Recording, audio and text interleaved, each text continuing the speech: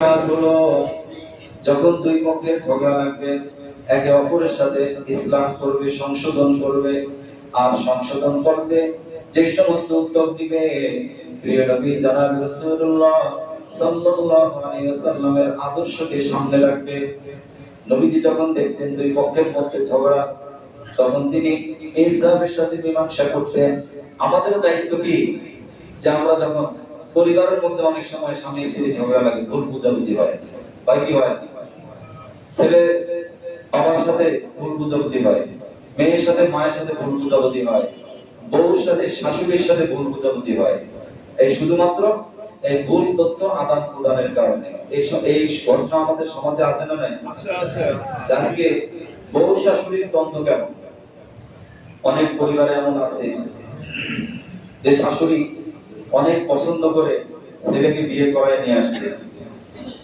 বৌমা প্রথমে অনেক ভালো ছিল, কাজকর্ম, রান্না বান্না, এরপরে ঘরের কাজকর্ম সবকিছু বউ খুব শাশুড়ি সন্তুষ্ট ছিল। বৌমাও শাশুড়িকে নিজের মায়ের মতো শ্রদ্ধা করত। দূরত্ব তৈরি হলো কিভাবে? দূরত্ব তৈরি হলো ভুল তথ্য আদান প্রদান, একে অপরের প্রতি সন্দেহ পোষণ করার কারণে। কি সন্দেহ?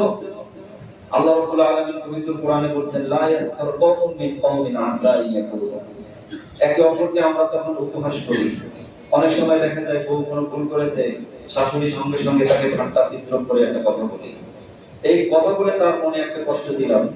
অথবা সে মোবাইলে তার বাবা মার সাথে বেশি কথা বলে, শাশুড়ি সন্দেহ করে যে আমাদের ঘরের তথ্য মনে হয় সে বাবার বাড়িতে পাচার করে। ঠিক আছে?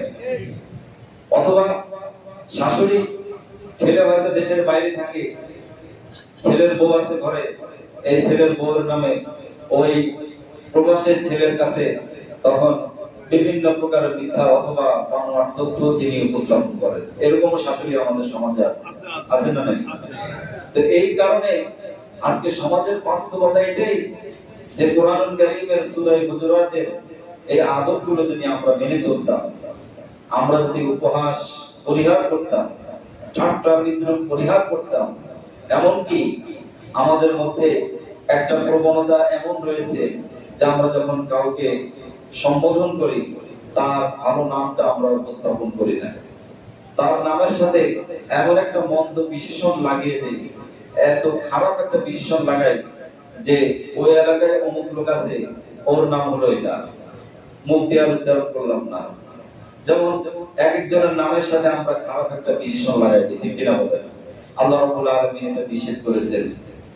কারণ আমি যাকে আজকে মন্দ নামে ডাকছি, যার প্রতি আমার খারাপ ধারণা, হতে পারে আল্লাহর কাছে সে অবশ্যই ভালো, হতে পারে কি পারে না? আবার আমি যার প্রতি খারাপ ধারণা পোষণ করি, ভালো ধারণা পোষণ করি, যাকে সব সময় আমি সাপোর্ট দেই, তার অন্যায়কে সাপোর্ট দেই, ন্যায়কেও সাপোর্ট দেই। এরকম আছে না নাই? যে আমি তার অন্যায় দেখলেও সাপোর্ট দেই, আবার ন্যায় কাজ দেখলেও সাপোর্ট দেই, দুটোকেই সাপোর্ট দেই। হতে পারে এই যে অন্যায় যে সাপোর্ট দিলাম, এই কারণে আমি আল্লাহর কাছে ধরা দিয়ে যাবো, ঠিক কিনা বলেন?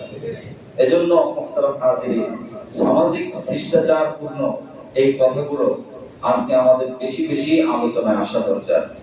নিজেদের মধ্যে আমাদের দূরত্ব দূর করা দরকার। নিজেদের মধ্যে পরস্পর ঝগড়া, দ্বন্দ্ব, অহেতুক সমাজে এভাবে অসম্প্রীতি যেটা আমাদের মধ্যে বিরাজ করছে, এটাকে দূর করতে হলে অবশ্যই আল্লাহ রাব্বুল আলামিনের নির্দেশ মতো আমাদেরকে চলতে হবে। আসুন আমরা প্রিয় নবীজি সাল্লাল্লাহু আলাইহি সাল্লামের আদর্শ মোতাবেক আমাদেরকে পরিচালনা করার চেষ্টা করি। সামাজিক শিষ্টাচারপূর্ণ, আদবপূর্ণ, ভারসাম্যপূর্ণ এবং একটি মানবিক মূল্যবোধপূর্ণ আমরা যেন চলতে পারি। আমাদের পরিবারে যেন আল্লাহ রাব্বুল আলামিন শান্তি দেন, আমাদের সমাজে যেন শান্তি দেন, দেশের সর্বত্র যেন আল্লাহ রাব্বুল আলামিন শান্তি দান করেন। জয় বলেন আমিন। আলহামদুলিল্লাহি রাব্বিল আলামিন। আসসালামু আলাইকুম ওয়া রাহমাতুল্লাহি ওয়া বারাকাতুহু। যারা